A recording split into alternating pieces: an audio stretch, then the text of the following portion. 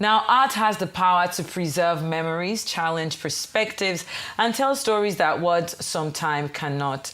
Our guest today has built a remarkable career doing exactly that, transforming everyday materials into thought-provoking works that capture and explore identity, culture, motherhood, and the contemporary African experience. Now, her creativity has earned both local and international acclaim, and she has now added another milestone to her journey as the inaugural winner of the YSMA Future Art Prize, recognition that celebrates innovation and the future of contemporary art. Joining us to discuss her artistic journey, her latest body of work, and what this prestigious honor means for her career is a multidisciplinary artist, Haneefah Adam.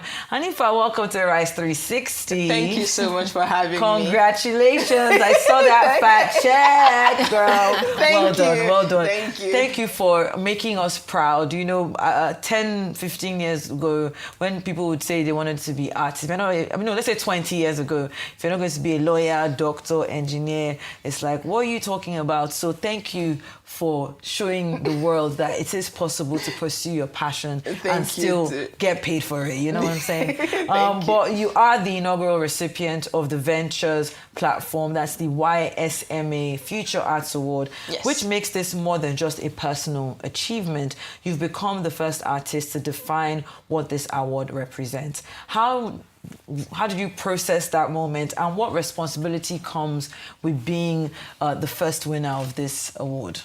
I mean, I would really like to appreciate the founders of the award.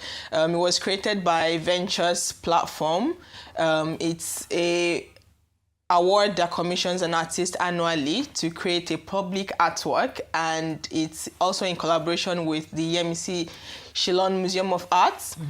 So it was a very surreal experience for me. You know, you apply for things, you wish to put your voice out there, and when I applied, it was a very surreal experience, like I mentioned earlier, and I was really excited when I got the call, and I'm really looking forward to actually seeing the artwork coming to life. Wonderful. So you are known as a multidisciplinary artist. So what actually draws you to working with different mediums rather than limiting yourself to just one?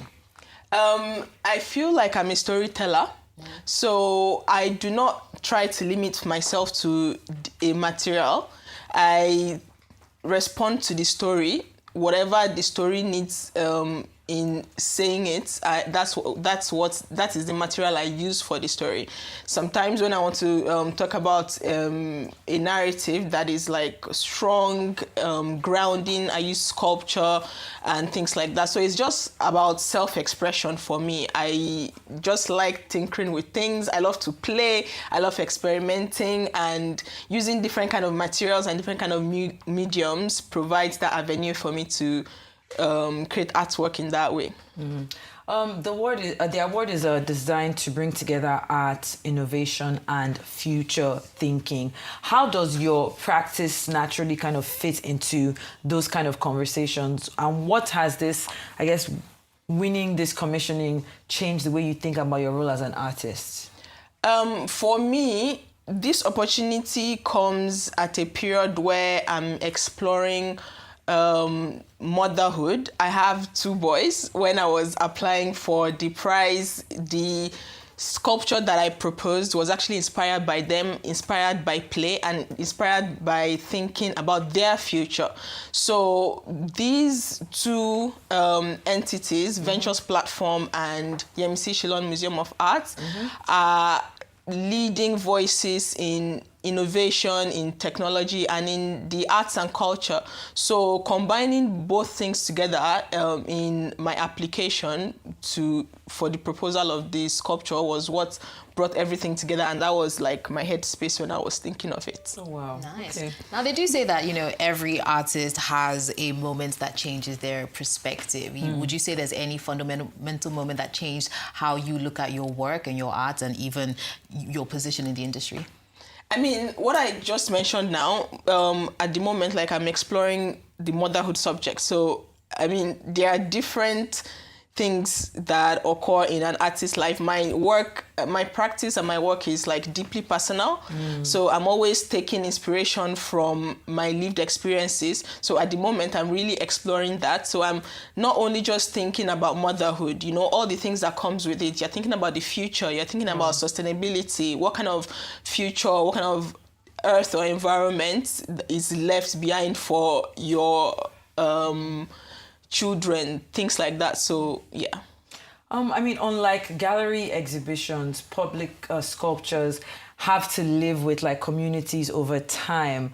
You know, how do you think about permanence? And when I think about what kind of legacy that you hope this piece lives within, you know, the environment, the university environment. At the end of the day, I want anybody that encounters the artwork to be inspired by it. The sculpture is going to be is comprised of children in play, and it's going to be laser cut. It looks like a playground. It is surrounded by flora that is inspired by the natural environment. So I want someone to encounter the work and be inspired by it, think about the future, think about like slowing down and it being a place for communal gathering, you know, when you can definitely interact with it. The way it's going to be set up, you can walk around it. There is also shadow play because, you know, because the structure is sort of like 2D, 3D sort of, because it's like a flat sculpture. So you can walk around it and see how it also interacts with the environment. Yeah, I want to just follow up on that quickly because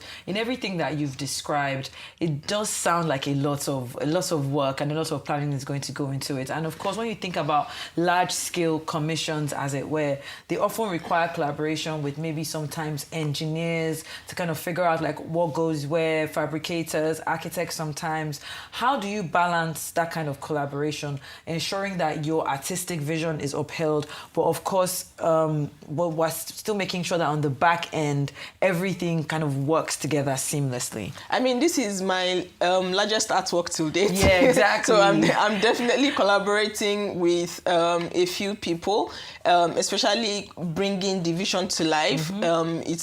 I'm going to work with fabricators, even lighting. The museum... Like a lighting department as well. Yeah, the museum has provided, you know, a conduit for, you know, lighting it up and things like that. So it's a highly collaborative project because I'm going to be working with the museum as well, even working with Ventures Platform just to make sure that the vision that they have for, you know, combining arts and innovation and technology comes to life. Now, that is so cool, Haneefah, honestly. Thank you. I'd say, like, you know, winning a prestigious award like this one, you know, would inevitably bring some new expectations. So do you ever feel any pressure to evolve, or would you say that winning this has given you more creative freedom? I mean, it's the cash prize does help. It does. That is a good incentive for sure. No, the grants and the funding is to help create the sculpture. I'm not spending all the money. Of course. So it's like how artists need that kind of support, right? They need it helps them progress in their career. It helps them have the support so that there will be no pressure, so that you can just have the freedom to create. Yeah, that is it. So, you know, grants, when properly given to artists, help them in the way they can shape their career and continue to create, because I mean, creating involves, you know, spending. Well, you say you don't feel any personal pressure to evolve, or you're happy the way you're... I feel pressure all the time, prize or not. I mean, this is my career, so I have to constantly evolve. I have to constantly tinker with things. I have to constantly think about how I fit in the global conversation. I have to think about what my practice would look like and how I can actually, you know, add to the world art, add some value to the ecosystem somewhere. Exactly. And you know, it's so interesting that you're saying that, you know, we speak about evolving all the time, and one of the most interesting aspects of this award is the emphasis on imagining the future. You know, we're always trying to imagine the future. Now, when you think about Nigeria in 20 years, 30 years from now, what do you hope that artists helping society imagine that perhaps policymakers or entrepreneurs cannot? I mean, at the end of the day, I feel like we should all really be in tune with ourselves. We should all sort of, I mean, it seems like really simple. Like, I feel like kindness, you know, being in tune with our mental or physical well-being. Like, Humanity, exactly, just humanities, really. And that is what art does. You have an opportunity to say something. You have an opportunity to inspire. You have an opportunity to use your words to, you know, effect change. So those kind of things, we should keep thinking about how we can, you know, provide that avenue for dialogue that will help the general populace. Yeah. I would say one of the big reasons why a lot of people don't necessarily succeed in what they're doing is because they don't stay the course. They don't have the determination to go through the motions when things aren't looking so great. So if you look back at your earlier work to where you are now, you know, what would you say to your younger self about the career you have now? And are you happy you didn't give up? I am happy I didn't give up. I mean, I have a master's degree in pharmacology and drug discovery. Okay. So this is something I chose. You know, I just had to create art. I just had to continue, and I just kept doing it. I wasn't really thinking too much about it, and I just made sure like to keep going and just, you know, just basically not stop really. Yeah. I would keep creating art and just making sure there is an aspect to self-development about it that will make it a successful endeavor. Definitely. Beautiful. Well, let's wrap it up nicely with a bow. Of course, the as for, I say, emerging artists who are watching this right now, are watching you receive this award and talk about the process behind it, what do you hope your journey will communicate about persistence, experimentation, and believing in unconventional ideas?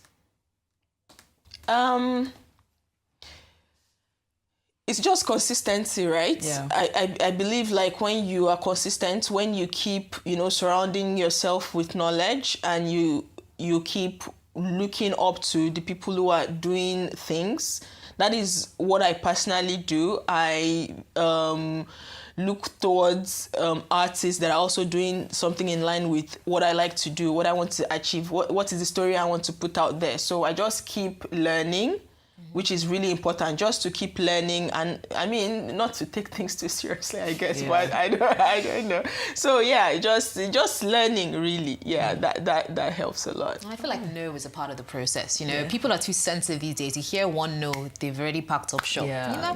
You can't afford to do that. I mean, applying for this was an open call, you know, thrown out to nationally. Everyone in Nigeria applied for it, so it was a highly competitive thing. So you just have to keep going. And you know, there are different kind of open calls for this in the art ecosystem. People reach out to apply for things. So sometimes it can be international and national, like this one by Ventures Platform and the Yemisi Shyllon Museum of Art. So you just have to keep going, and hopefully, like I won, that happened for me. So yeah. All right, then. Thank you so much for being on here. Haneefah Adam, of course, the inaugural winner of the YSMA venture.